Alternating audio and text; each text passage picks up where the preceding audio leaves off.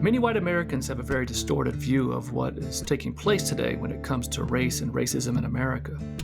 Why are black people upset? Are they reading too much into the killing of a black man by a police officer or some vigilantes? Because, as the question is always framed, what about black on black crime? As the city of Ferguson was going up in flames in 2014, the media and others called it black rage. Carol Anderson, however, warned that we were ignoring the kindling that fed these flames: white rage. Her book, White Rage, would go on to become a bestseller in 2016 while scooping up numerous awards. National Book Critics Circle Award winner, New York Times bestseller, New York Times notable book, Washington Post notable book, Boston Globe best book, Chicago Review. You get the idea. The Washington Post even wrote, "White Rage is an extraordinarily timely and urgent call to confront the legacy of structural racism bequeathed by white anger and resentment, and to show its continuing threat to the promise of American democracy." Carol's book is back on the New York Times bestseller list, and with us today. And we're going to talk about what is happening and get some historical context. This is Loki Mulholland, and it's time to get uncomfortable. But today I'm joined by my regular co-host, freedom writer and civil rights activist, LeVon Brown. LeVon, how you doing? Hey, Loki, how are you? Doing pretty good. Well, I think we're way in over our heads this time, LeVon. Never. No. Carol's going to run circles around us. Don't even try that. So let me embarrass ourselves a little more by reading her bio. Carol Anderson is the Charles Howard Candler Professor of African American Studies at Emory University. Along with White Rage, she has written 3 other books: Eyes Off the Prize, The United Nations and the African American Struggle for Human Rights, Bourgeois Radicals, the NAACP and the Struggle for Colonial Liberation, and One Person, No Vote: How Voter Suppression is Destroying Our Democracy. Professor Anderson's role as a public scholar has found her serving on working groups dealing with race, minority rights, and criminal justice at Stanford Center for Applied Science and Behavioral Studies, the Aspen Institute, the United Nations, and as a member of the U.S. State Department's Historical Advisory Committee. She's currently on the advisory board of the National Economic and Social Rights Initiative. And Carol has appeared on the Rachel Maddow Show, the PBS NewsHour, The Daily Show with Trevor Noah, and Democracy Now!, as well as providing commentary for the Huffington Post, The Guardian, New York Times, and Washington Post. Now, I should say most notably, of course, she is in the award-winning documentary After Selma, which is about voter suppression since the Selma to Montgomery March, and is available on Amazon. Well, welcome, Carol. Thank you so much for having me, Loki. And LeVon, thank you. But say, LeVon, you still here? I'm still here. All right. I just didn't know if you took off after that. No reason to. All right. So far. All right. Carol, I'm LeVon. Hi, how you doing? All right. So the other day, Carol, we were speaking, and you said you were working on yet another book, and the title of the chapter you were writing was called American Carnage. And I was so intrigued by that because it really encapsulated another history we don't hear too often, but is actually well documented. This chapter is I'm taking us from the end of the Civil War through the Second World War, and it is just body upon body upon body. So, there's not only the slaughter that the Equal Justice Initiative just found out, documented with about 2,000 murders of Black people right after the Civil War. And this is in addition to the 4,000 that we already had record on. Exactly. I mean, and Carl Schurz, who had gone down in 1865 to the South to get a firsthand sense of what was going on. And Andrew Johnson, the president at the time, had sent him there. And Scherz's report on the conditions in the South is absolutely harrowing, as he describes corpses piled up on the road, decomposing, hanging from trees, dismembered. Just, Lord.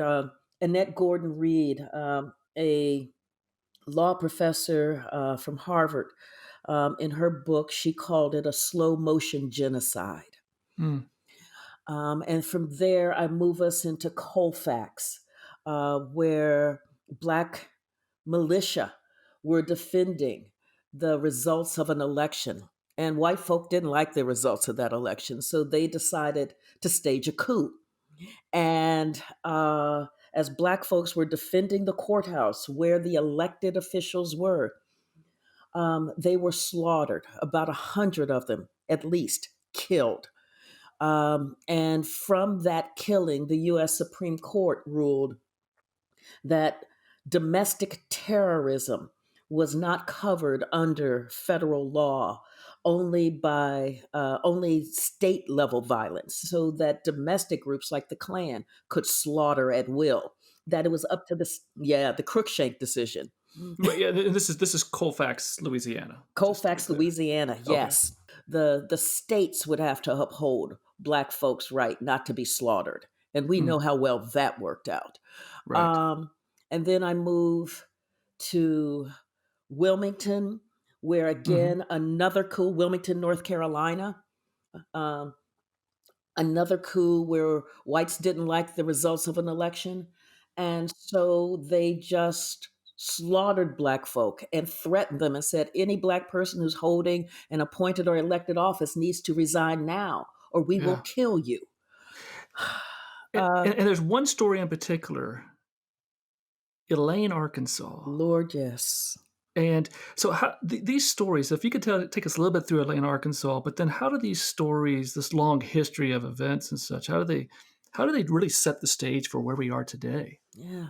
So in Elaine, Arkansas, black folks were sharecroppers. They were working the land, working hard on these large virtual plantations. And when it would come time for the landowner to pay the sharecroppers, the landowner would tally up how much the sharecroppers had to, how much they owed, and how much the crop was worth. And invariably, the sharecroppers got nothing for their hard labor. In fact, they ended up in debt. And because it was wage theft. And after the First World War, black folk had had just about enough of that. And so they started organizing in a union, knowing that working together through a union, they could protect their wages, they could protect the results of their hard earned labor. Well, the white plantation owners and the powers that be in Elaine, Arkansas were absolutely outraged that black folk would have the temerity to believe that they should get paid. Mm. So they decided that they were going to destroy the union and the black folks who were the leaders of that union. And this is the South. Black folk had guns. And so at one of the big union meetings, there were some guards. They had posted some black guards outside the church at Hoop Spur. Hmm. And several of the few of the white sheriffs, deputies had shown up, and they were getting ready to launch the slaughter. Black folk shot back. The next thing you hear is the language of riot and insurrection, that black folks are rioting. Black folks are in the middle of an insurrection. And the governor called in the US military. Now, black folks were just trying to defend themselves from what was going to be a lynching, a mass lynching. For that, the US military plus a group of vigilantes coming in from Mississippi started attacking every black person they saw doggone near. The military brought in 12 machine guns. And as black folks ran from their shacks and into the cane brakes, these really large pieces of vegetation, Mm. um, to hide from this killing, the military unleashed those machine guns, just spraying the area, just spraying days upon days of this carnage. Hundreds of black people slaughtered. And the ones that weren't, they were then tried for murder and put on trial and sentenced to death. And it took the incredible efforts of local attorneys and the NAACP to save those folk from the electric chair. And it was a battle. But you think about why that battle, because Black folk had the audacity to believe that they should be paid for their labor, because Black folk had the audacity to organize so that their work could be appropriately compensated, and had the audacity to believe that you couldn't just shoot at Black folk and not expect them to defend themselves. So, Black folk having the audacity to not know their place led to the massacre, the slaughter, where you bring out the US military and machine guns. Mm. Mm. Where was this? 1919. Okay. Yeah. Wow. Yeah. And so after the US was making the world safe for democracy. Mm-hmm. So this Elaine, and so that's why when you think about Tom Cotton writing that piece in the New York Times, Senator Tom Cotton out of Arkansas, just in June 2020, wrote a piece in the New York Times saying that you had to bring out the US military to quell the uprisings, the riots in the United States. All I could think of was Elaine, Arkansas, and that Tom Cotton out of Arkansas had to know that story and know the results of that horrific violence rained down on Black people because they believed that they had rights that the white man was bound to respect. And so we see this in 1919, right? And this Mhm. is all part of Red Summer and such. And then we continue to see this, what we would call the Watts riots, the Ferguson riots. It's always this again, Black rage. But what are we really looking at here? And that is actually, but why I wrote the first the op-ed and then the book White Rage, because America is so drawn to the fires, to the flames, to the visible violence, that it misses the bureaucratic violence that systematically destroys Black people's lives, and that systematically undermines and undercuts the advancement that African Americans have had and have made coming out of slavery. And so I document that historically. I document that from after the Civil War, where you get the Black Codes, after Andrew Johnson basically provides amnesty to the Confederate leaders so that they reassume their positions in these Southern governments, and in trying to in the federal government and in these state governments, they start implementing Black Codes. And that says that, for instance, Black people have to sign a labor contract, an annual labor contract, and they can't leave that employer for better wages. It says that African Americans are only allowed to work in agriculture or as domestics. So if they had developed a skill such as blacksmithing, they could not work in that job unless the mayor or a judge signed off on it.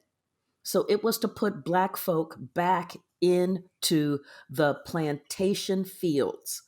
Um, and if they refused, they could be arrested. So this is where you start getting the rise of the criminalization of Blackness, the rise of the Right. carceral state. They could, Convict leasing and yes, exactly. now, Levon, real quick, if I may, Levon, weren't you? I mean, you were, didn't you? No, you worked a chain gang, right? Right. But did you ever have to work in the the fields and stuff from the prison? Yes. Well, what they used to do is because Eastland was our senator at the time, Ooh. James O. Eastland. Oh yeah, Oh God. I'm sorry. That and so what they used to do from the prisons, because for a while I was in prison, is they used to take the prisoners over to the plantations to do work. So you had to cut things, or you had to uh, clear the fields, or I mean, any number of things that you used to do as slaves, you had to do from prison. Right. Mhm. And you Uh, weren't, this is, I mean, we're not talking like you're 25 years old here or something. You when were I was what? 16, Mm, Right. mm, and mm. they had put all the Freedom Riders in jail in Mississippi, Yep. and Parchment. we had to go and work with as common laborers when I was on the penal farm. Hmm. One of the arrests led to the penal farm, and on the penal farm, you did a lot of work that was either a county employee or somebody else had to do. So you cut grass, and then one day you might end up on somebody's plantation. My work has taken me to a lot of places, and I've been fortunate to meet some incredible people. But when I came to Selma and met Joanne Blackman Bland, I knew I was in the presence of greatness. Joanne was 11 years old when she was attacked on the Edmund Pettus Bridge on Bloody Sunday in 1965. She wasn't old enough to vote, but understood its importance enough to be there. After Selma is an in-depth look at how our right to vote has eroded since the signing of the 1965 Voting Rights Act. The fight for the right to vote continues. Get informed. You can find After Selma on Amazon Prime or visit LokiMulholland.com to purchase a copy for your collection. Let's take people back here for a moment because there's a lot of assumptions that we've always had prisons in America. So what changed? So what changed was that um, after the prior to the Civil War, for the most part, the plantation owners controlled Black people. Right? They controlled what was going to happen to them. They controlled the kind of punishments that would be meted out, um, and that if something went awry, then the plantation owner was the one who would handle it. Right. After the Civil War, it was like, how are we going to handle these Black folk? How Mm-hmm. are we going to control these Black folk? And this is where you then begin to see the vast rise of this prison system. So, like Parchment Prison comes up in officially in the 1890s, but they had been working it, building on it, building up to it right after the Civil War. But you have also this moment though where obviously the Klan is doing their part to mete out justice, and the government's going, wait a second, we can't be doing this, and so now we just have to kind of legitimize it. At the same time, the federal government's kind of coming down about the Klan, right? There is Yes, that moment, yes. but is that or is that later? No. So part of what you had after Andrew Johnson acted a USDA grade A prime beef fool, Hmm. and Congress was like, no son, no son, no son. Right. And so Congress, and these are the radical Republicans. I mean, I Hmm. just love that term. Yes. The radical Republicans really rose up. And this is where you see um, the 1866 Civil Rights Act, followed by the 1867 Reconstruction Act. The 1866 Civil Rights Act deals with birthright citizenship. The 1867 Reconstruction Act deals with Black men having the right to vote. Then you get the Force Acts and the Enforcement Acts, which deal with ending this kind of segregation, racial segregation by public policy, and the other one dealing with uh, federal. It's a federal offense for the Klan to do its kind of racialized terror. So domestic Right. terrorism. I mean, the radical Republicans were handling it. Yeah, so you have that with Hmm. radical Republicans are handling that. So now all of a sudden, I guess my point being is that we're looking at this institutionalization. Then, well, we need to kind of like more legitimize this terrorism by creating this carceral state. And because as much as the radical Republicans were handling it, because we never ever deconfederalized the South, Yes. that the ideas that the anti-blackness component Mm, was never dealt with. The embrace of white supremacy was never dismantled.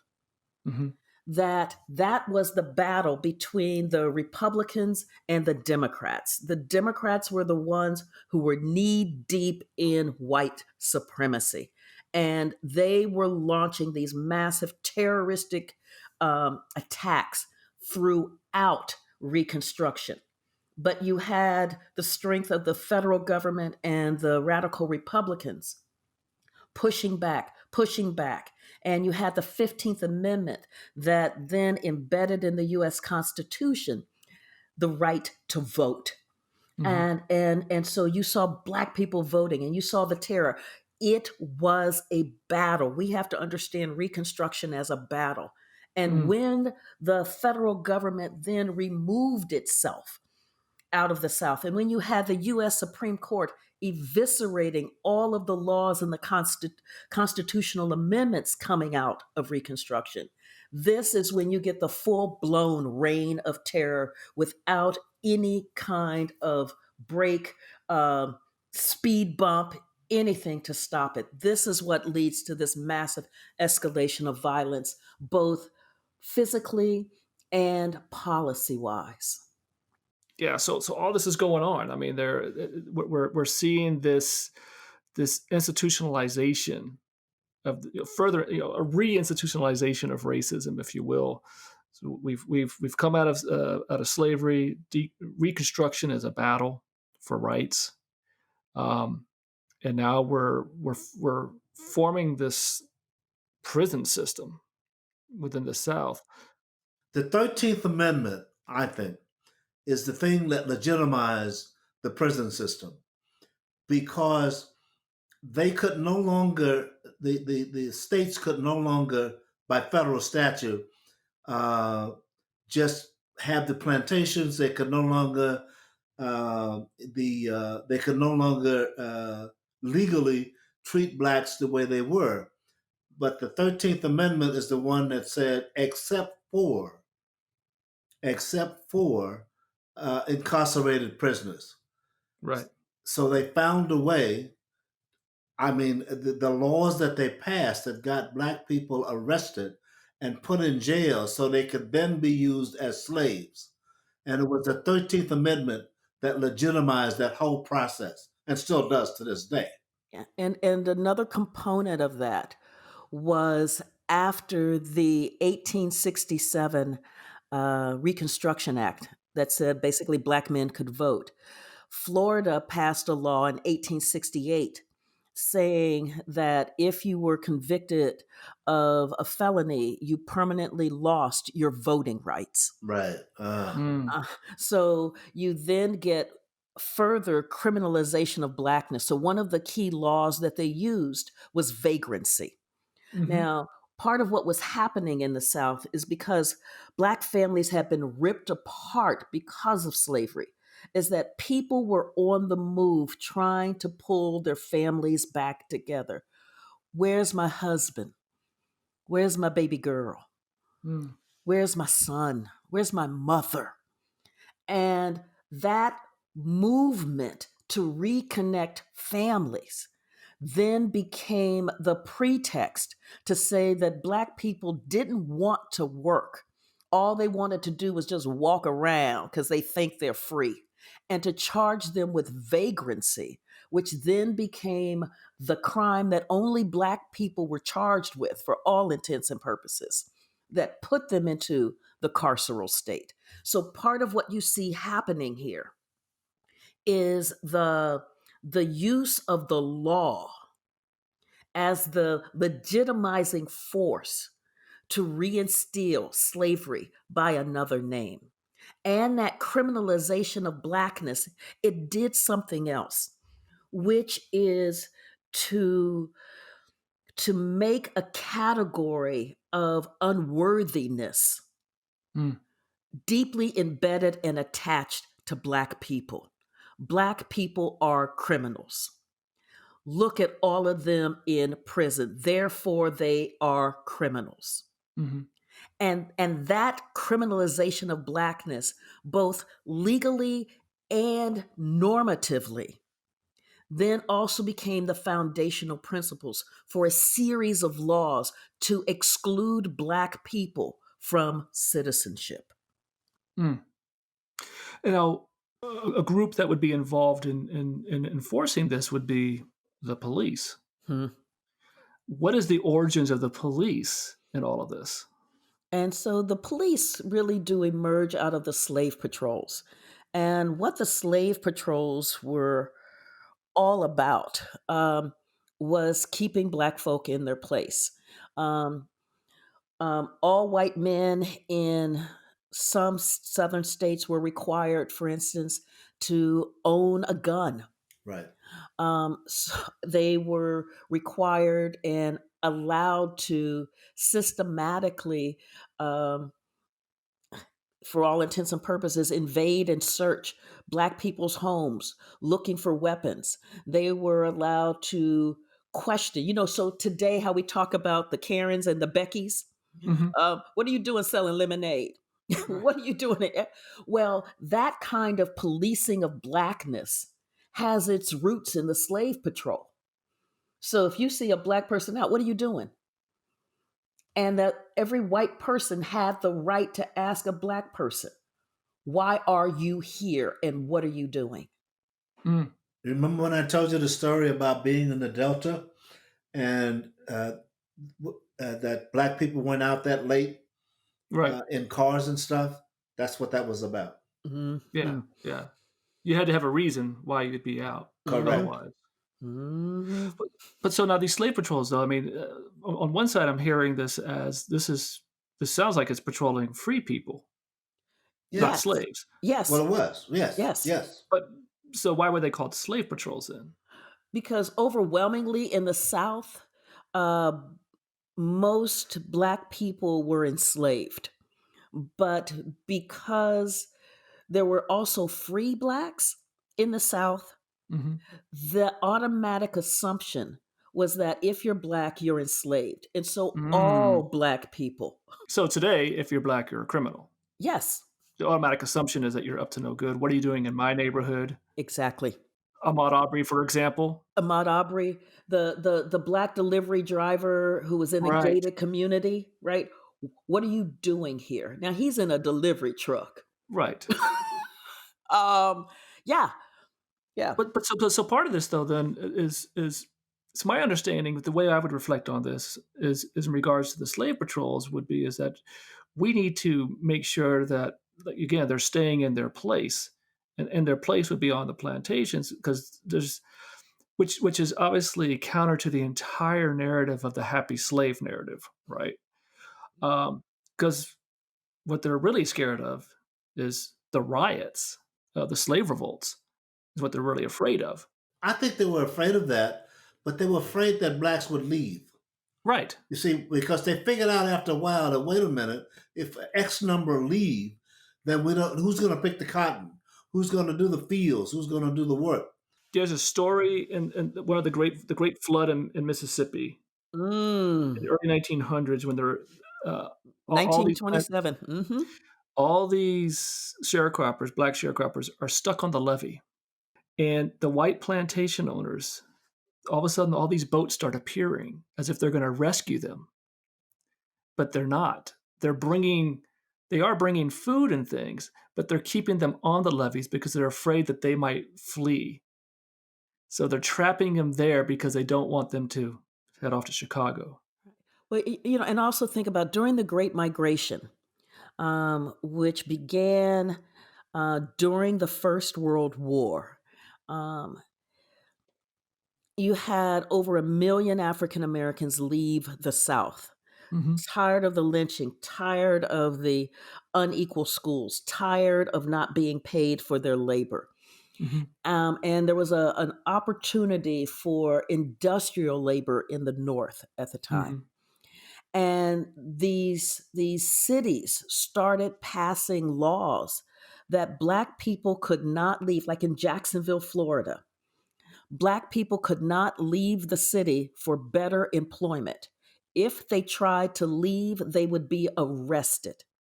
Now, I want you to think about that. It's like the Soviet Union. Yeah, right. In a capitalist economy, right, where we ostensibly say that you have the right to leave to get a better job, cities passing ordinances that forbid Black people from leaving to get a better job. Yeah. Know Um, your place. know your place. They were stopping the trains in Mississippi Yes. that were carrying Black people out. Now it wasn't like they were, as the Chicago Defender said, have they stopped their Jim Crow laws? Have they started putting in really good schools for your children? Have they? Have they? Have they? They hadn't done any of that. It was just like, you can't leave. You need to work in your subordinate place. This is the kindling. This is the kindling. Yes. Yes. And with that too is in the rise of Jim Crow in the 1890s, as Parchment Prison is being built, the other component was the massive disfranchisement of Black voters. And this is 1890 is the Mississippi Constitution, the rewriting of the Mississippi Constitution that ushers in Jim Crow. Right. The same Right. time that they're building Parchment? Yes. Wow. Yes. It's not quite a coincidence, is it? They were getting ready for you, Levon. Yeah, apparently. So I didn't know that. Yeah. Yeah, and so what the Mississippi Plan did is that it said, you know, prior to the Civil War, free Blacks in some states were able to vote, and then those states just started writing laws saying we don't want Black people to vote, Mhm. and there was no constitutional piece that could stop that, right? We don't want Black people to vote. Fine. Well, after the 15th Amendment that says the state shall not abridge the right to vote on account of race, color, or previous condition of servitude, Mhm. it's like, dang, we can't quite write a law saying we don't want Black people to vote.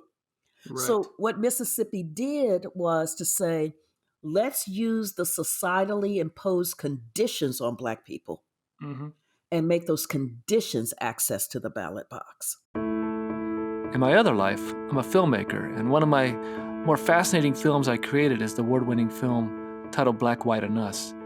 It's about viewing racism through the lens of transracial adoptions in Utah. Utah? Yeah, Utah. It just so happens to be the transracial adoption capital of the world.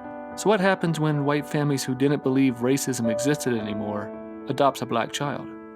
Find it on Amazon Prime, or visit LokiMulholland.com to purchase a copy for your collection. Under slavery, in the 3/5 clause, is representation for a number of seats in Congress, but you don't get a vote. Absolutely. So here, under Jim Crow, they're finding another way to go, well, we still want that representation, but they're not going to vote. Exactly. And so you think about it, Mississippi at the time was almost 50% Black. Mm-hmm. So to be able to count those heads and get the representation in Congress while not having to be responsive or accountable to that constituency. Oh, um, And so Black bodies, once again, are a means to an end. They're a tool for yeah, whites. a tool for white power. Yeah, for the accumulation of white political and economic power Mm-hmm. that keeps African Americans without economic and political power. The way that the Mississippi Plan worked, and they realized there's like, We got to have a series of policies because one's not going to get enough of them out. But if we make them jump through all of these hurdles, something's going to stop them. Well, that's where the poll tax came in, Yes, and yes, right, Literacy tests and literacy, yes, all that stuff.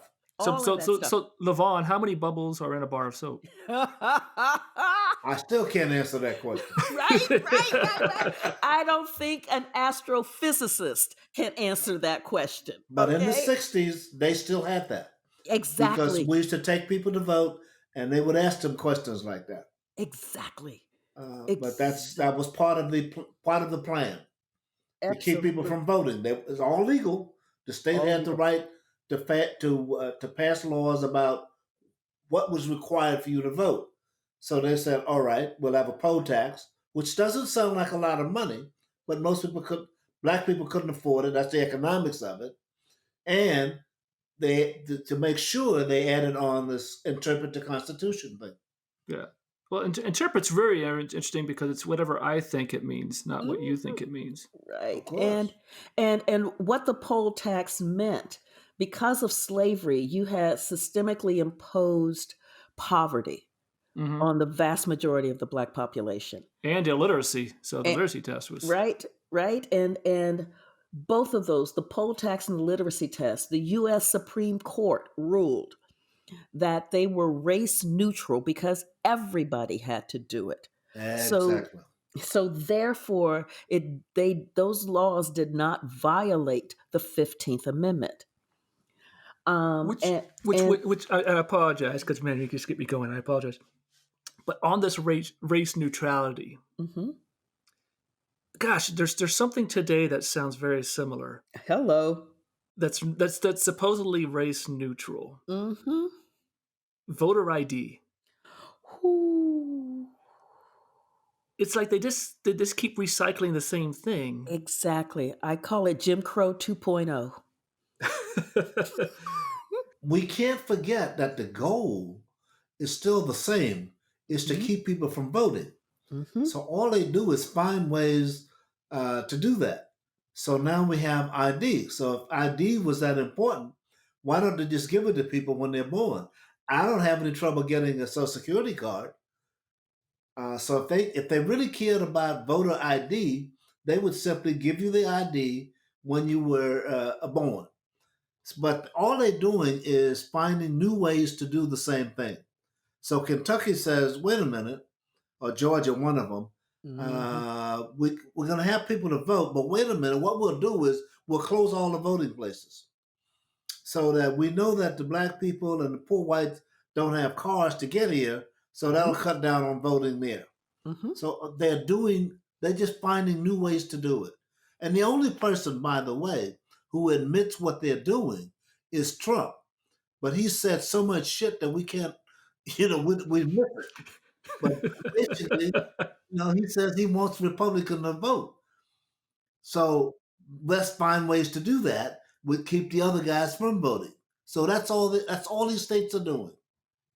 Right. And the framework for this is I would say is Paul Weyrich, who was the Mm, co-founder of the Heritage Foundation. right. And he was giving a talk in 1980.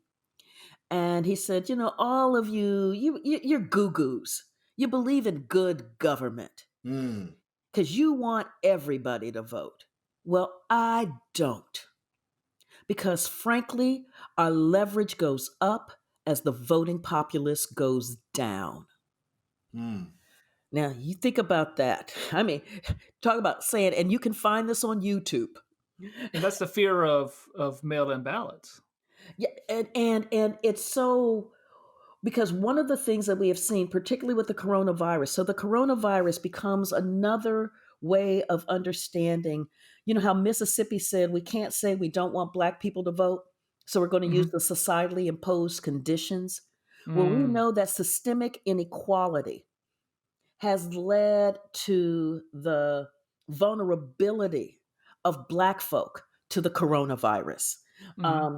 The access to the lack of access to clean air, the lack of access to healthy foods, the lack of access to medical facilities and quality, sustainable healthcare, all of those kinds of systemic inequalities, the job inequalities that put Black folk out on the front lines as essential workers without the essential protections. Man, that life, liberty, and pursuit of happiness ain't looking too good. Woo!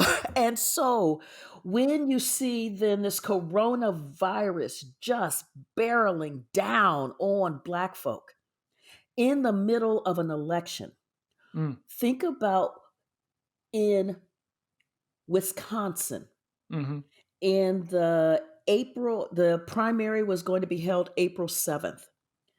The coronavirus is ravaging Wisconsin and hitting Black folk really hard. hmm And the state has not been able to get out enough of the absentee ballots that people had requested so that they could vote and not be put in front of a coronavirus firing squad. mm. Well, the US Supreme Court, because the Republicans were like, no, no, no, no, no, no, no, no, no. Because the governor, Democratic governor, was trying to get an extension on the time when the absentee ballots had to be postmarked. hmm And the US Supreme Court ruled, Kavanaugh wrote the decision. Right. And so this is the night of April 6th. The election is on April 7th. Mm. Tens of thousands of people have not received their absentee ballots yet. Right. His decision said that the absentee ballot had to be postmarked by the day of the election in order for it to count. So how are you supposed to have something postmarked that you haven't even received yet? And this is why you saw those long lines out in Milwaukee. But because of the coronavirus, they had shut down 175 of the 180 polling places. So you are Wow. now funneling all of these people into 5 polling places, If they can get to them. if they can get to them, in the middle of a pandemic. Right. Right. That's the same thing that happened incidentally. If you notice when they said the meat packing plants Yes, reopened, Trump yes, Trump knew who worked there. As soon yes. as he found out who worked there, he didn't care if all those people died. He didn't bother him at all. Mm-mm. Because what he was trying when he said open up, he knew that most of the people there were immigrants and black people. He knew that. And remember that his department was pushing through an indemnity piece or immunity Right, piece right, that said that these companies were not going to be held liable right, if their employees contracted the coronavirus right, and if they died. right. Mm. So yeah, yeah. By the way, if you notice, so what is happening today? The people are marching and all this.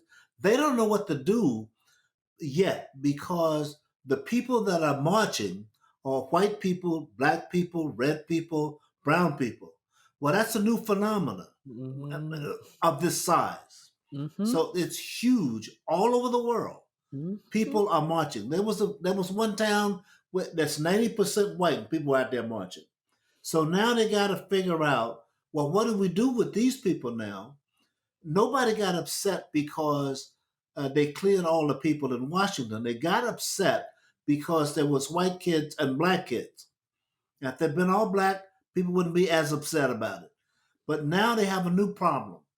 So now we're going to call them all thugs and we'll call them this and we'll call them, and we'll focus their attention on the fact that so-and-so got burned up, the CVS store got burned and Walmart. But that's not what's bothering them. What's bothering them is what do we do now with all of these white and black kids who are saying enough? Right. And so yesterday, Kelly Loeffler, who is the appointed senator in Georgia, Mm. was on Fox talking about mob, all of these mob, the mob rule, because they were showing black people with guns at the Wendy's where Rayshard Brooks was gunned down by the cops, right? Mm. But you didn't hear her talking about mob rule and all of these mobs that we've got to bring under control. When whites stormed the Michigan Capitol, Hmm. threatening to kill the governor, and were screaming at the cops. Right. That wasn't mob. So, exactly what LaVon is saying, they know how to talk about it when it's black. Right. How do you talk about, and they know how to talk about it if it's just young folk, Right. but they don't know how to talk about it like, what do you do when you see a 75-year-old man pushed down Right. by the cops in Buffalo? His That's head exactly right. right? His head cracks on the sidewalk. Blood is pooling around him, coming out his ear, and the cops just walk by. And this is a white man. What do you say to that? Because black folk have been talking about, and I think this is why this moment feels so different. Black folks have been talking about for lo these many years Right. the brutality that is raining down on our communities. And as long as we live in these kind of racialized enclaves for where we work, where we go to school, where we live, where we go to church, it just you don't have to confront it. You don't have to deal with it. You can just be in your enclave and going, oh, they're black folk complaining again, I heard. Right. But in this moment where the coronavirus has made people vulnerable, so disproportionately black folk are getting hit, white folk are getting hit too. Right. Right. When you're looking at an economy where you have 40 million and climbing unemployed and double digit unemployment levels, white folk are getting hit too. They're feeling their vulnerability. And then you see 8 minutes and 46 seconds on top of Ahmaud Arbery, on top of Breonna Taylor. Hmm. And then you see the cops going the kind of impunity based on their qualified immunity, where they feel untouchable regardless of what they do. How that eddies out to where a 75-year-old man is pushed down and they're like bees that way sometimes. That kind of vulnerability is converging in this moment where we have a Trump regime that believes that basically America is expendable. Mm. Democracy is expendable. And that is what is drawing people out. And there's no rhetorical lens within frankly, the Republicans' playbook. They know how to do racism. They know how to do misogyny. They know how to do greed. Right. They don't have the tools, the policy tools, the analytical tools to deal with this vast movement for a real, vibrant democracy. Mm. That's what's bothering them. That's why Trump keeps talking about Seattle, where the people have taken over the streets. But he's got to find a way Mhm. to make it visible to people that it's a bunch of black folks that have gone crazy. Yeah. And he can't do that. And so in Tulsa, Mm. he talks about they're tearing down your heritage, Hmm. and so he's creating these camps of us versus them. Well, Mhm. yes. And it's almost as if the them, it doesn't matter white or black. Of course, the veiled language is they're black, but it's the America you used to know versus the America that doesn't want you anymore. That's not tolerating your racism. He doesn't call it racism, of course, but it's Right. probably patriotism. But now Oh. suddenly it's putting us in these camps. Um, it's a very fascinating thing. And now these, it's gosh, I forgot who said it. I mean, it's kind of an overused quote, but there's first they came after the Jews, and then the Gypsies, and then they came after us, right? Right. Right. Yep. There's a little bit of something. in that essence there as well here of what we're seeing, Yeah. where suddenly now, like you're saying, Carol, is the police are going after whomever stands up against them. Yeah. It's so when we see white rage today, Mm-hmm. when your book really lays it all out, how, if you were writing white rage today, what would this chapter look like now with what we're seeing right this minute? It would look like the doubling down on voter suppression. Mm-hmm. Um, it would look like the policy to release toxic waste into poor and Black neighborhoods by the EPA backing off Mm-hmm. of all kinds of regulations, because what we know is that it's really hard for sick people to fight you. So if we can create the conditions where they are sick, it looks like having the Trump regime in court right now, today, Mm. trying to roll back the Affordable Care Act and strip 20 million people of access to affordable health care in the middle of a pandemic. It would look like um, the initiatives we've seen coming out of Betsy DeVos's Department of Education. Oh, Mm. Jesus Christ. Oh, Lord, I ain't had man. to say any more, did I? Oh, man. Right. And so, and it would look like the fake bills that the Senate are putting up, or that the Georgia legislature just passed, that look like they're trying to deal with hate crimes, and look like they're trying to deal with police who believe as I don't know if you saw this in Wilmington. 3 police officers were recorded talking about, Yes. yeah, they just want to just shoot some, and civil war, we're going to wipe them all out, and all of the N words and everything. It's all there, right? And a judge. They were talking about a judge, even, weren't they? Yeah, I mean, they were, uh, and so, but you get these bills that say, okay, well, we'll study this. Yeah. Well, that is BS 101. That is how you ensure that you don't do jack doggone diddly. Mm. An Ordinary Hero was my first award-winning documentary. It's about the life of my mother, Joan Trumpauer Mulholland, and her participation in the civil rights movement. For most of us, our mothers are heroes because they're mothers, and mom is just mom. But when your mother's a civil rights icon, and yet you never really knew it, things change. Go check out An Ordinary Hero and find out how choosing to do what was right instead of what was easy helped change the world.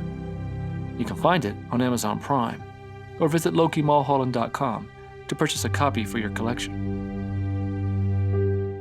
What's nice is that I don't know. So far, nobody's going for it anymore. All these bills and stuff that tell me we're going to look into it and we're going to see what happens. It's not working this time. Mm-mm. So they not only the marchers are saying it ain't going to work, but they take a guy like Cuomo, whom I can't stand ordinarily, but I can stand him. But this Cuomo with this virus, he is saying, well, that's bullshit. Let's just cut the law out tomorrow and we'll be done with it. So all this stuff is happening that they're not quite sure yet how to handle. And Trump's solution to everything, of course, is let me pull all the gang together, get the concierge going and see what happens, and we'll kill some people and see if that works. That's what that's all about. Mm-hmm. And what I'm seeing as well is that the accountability that is taking place. So in Atlanta, for example, the police chief quits, resigns. The police officer is arrested. We're not waiting days like with George Floyd. I mean, it's like boom. I mean, officers are starting to be held accountable. And of course, we're seeing some of the media stuff about officers that are, quitting and so forth. And it's like, well, yeah, the Uh, ones that can't get away with it anymore. Yeah, let them quit. Right.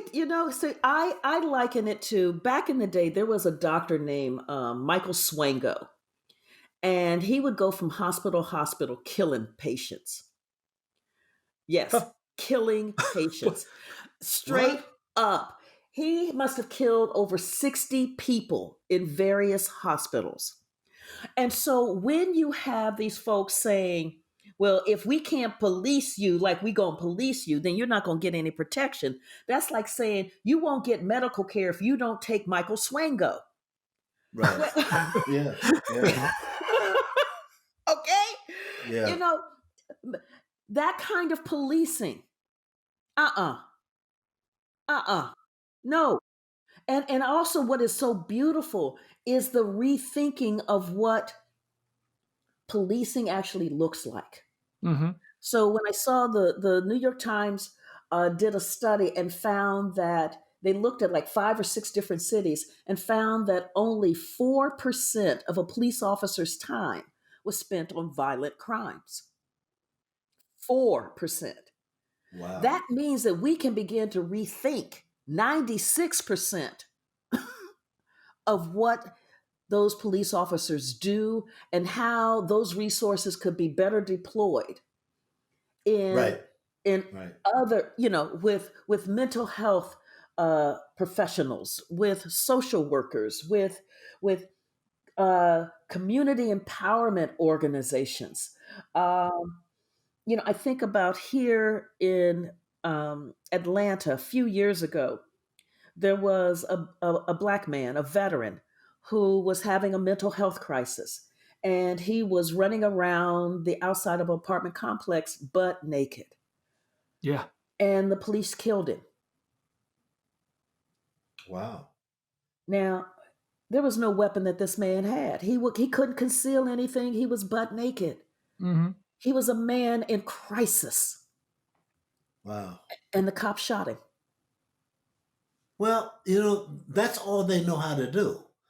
People, well, I shouldn't say that, but that's all many of them know how to do, is because they're given a gun. They've opened up the military arsenals to give them stuff, you Mm-hmm. know, and they have to use this stuff. They have to show their manhood. If we look at how the police got started, it was not protecting people like me. Mm-mm. That's not what they were there for. They were there for what you saw them do in New York, when they were protecting the wealthier stores, the wealthier neighborhoods, and that's what they're for. They don't know how to do this. Number one. Number two, they're not taught to do this. They all those people like the guy in that had no clothes on. Well, they don't know how to handle that. They're not taught that. Mm-mm. They're taught shoot people. You have a gun, shoot people. So now what's happening is people are saying you have to change the focus of the peace officers. You have to make them that. And obviously, Yellow Hair doesn't like that, but that's what they are. I'm sorry, I'm not supposed to use that. Um,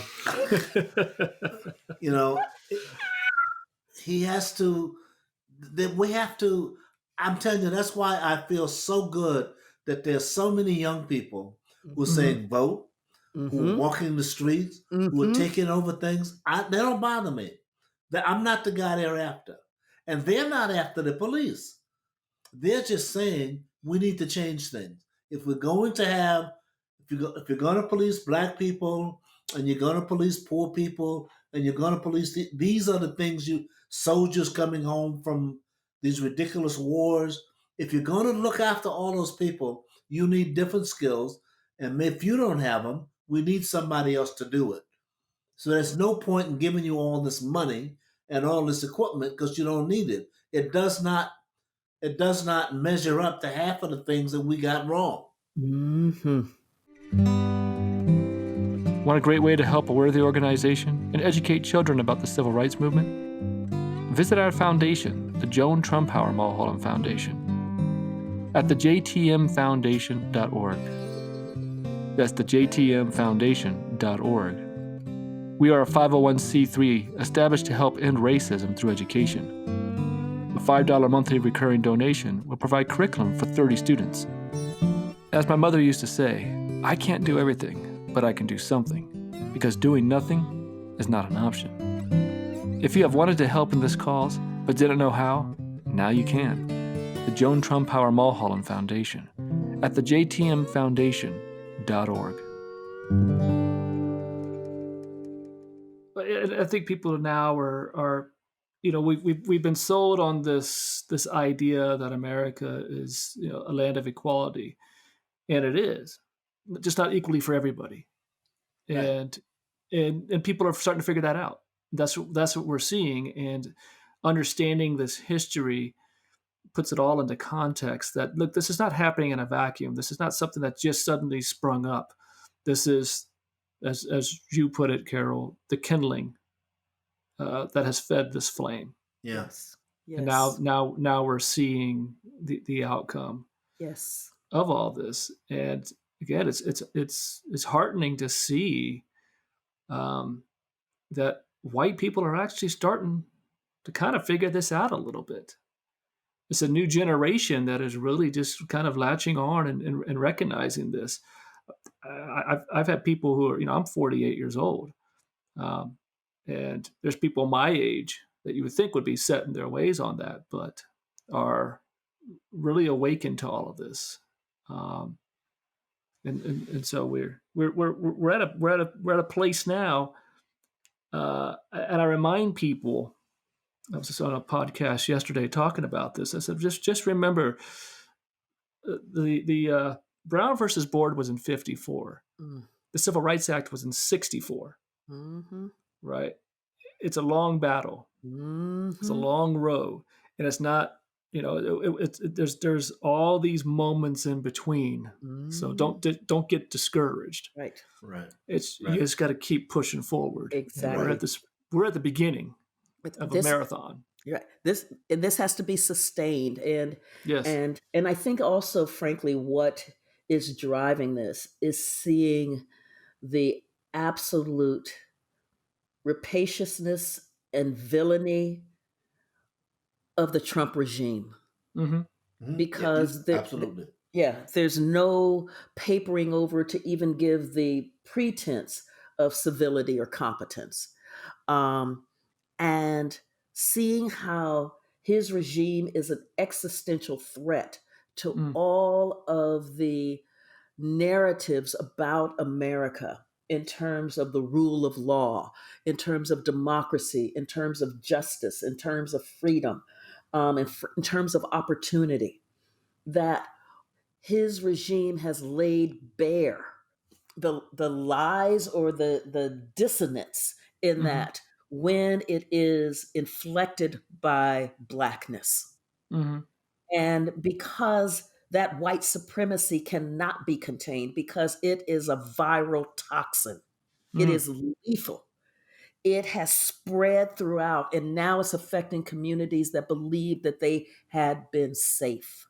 Yeah, yes, absolutely. Yeah. Absolutely. Well, any last thoughts, Carol? We fight. We fight.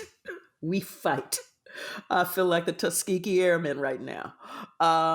We know that this is going to be a long battle. It's going to require that we vote.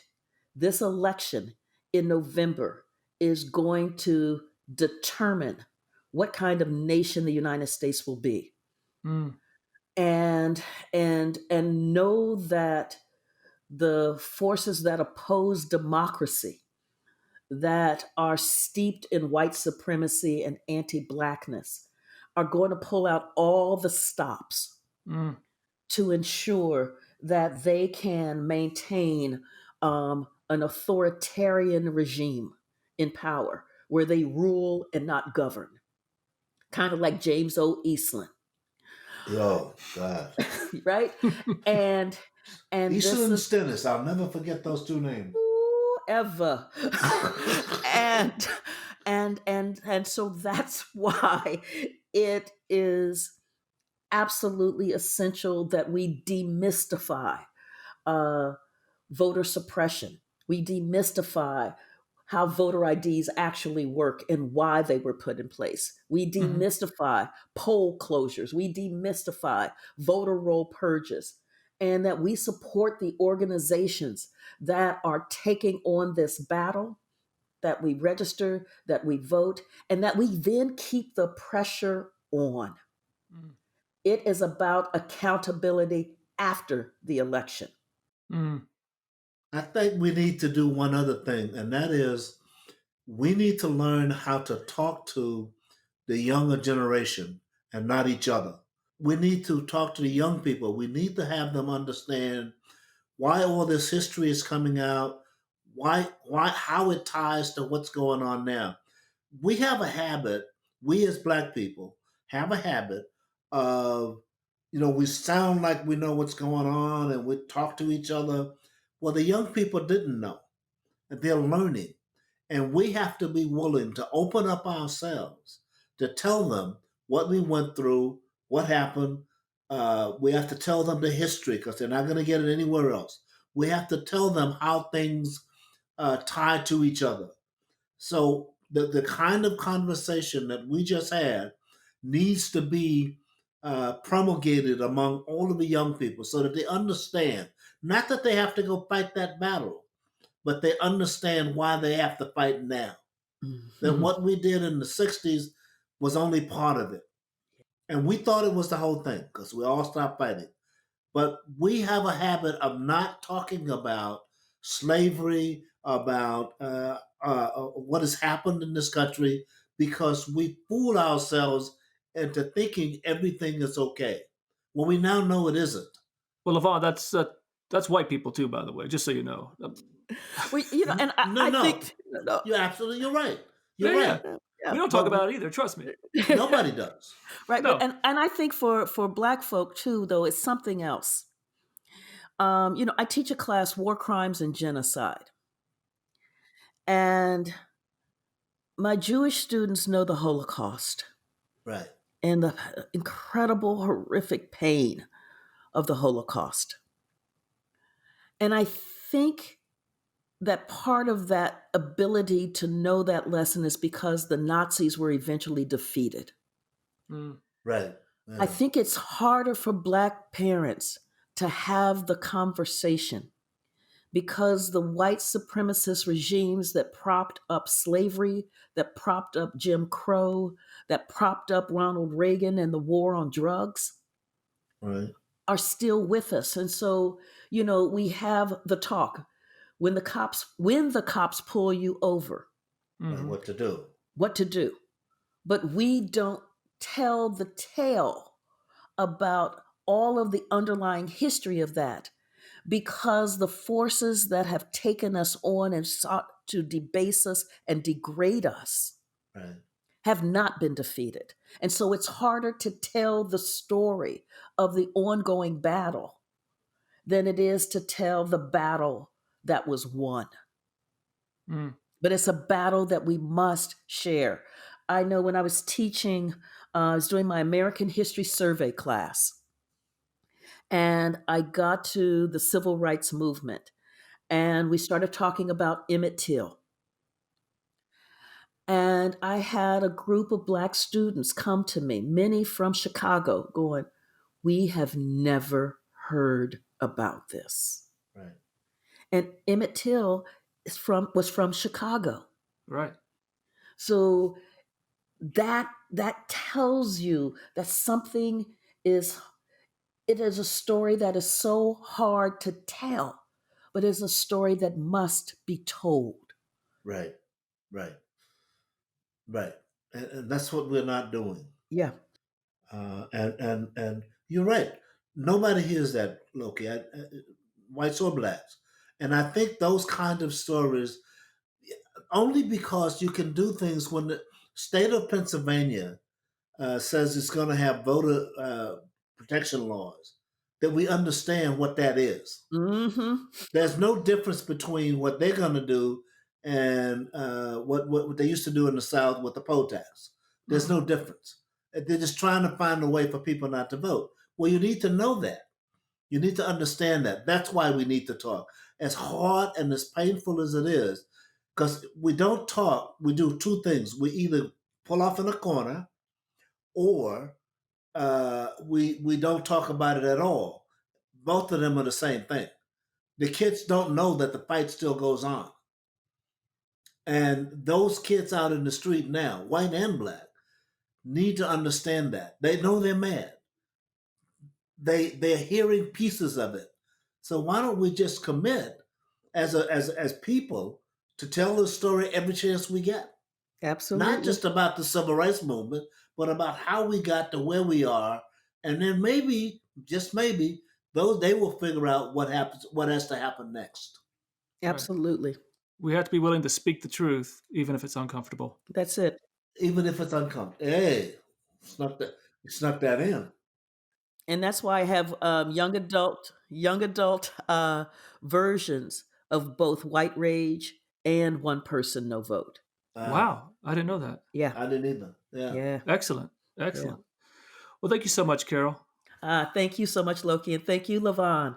It was nice meeting you. It's nice meeting you. I'm sure we'll meet again. Oh, absolutely. Take care. All right.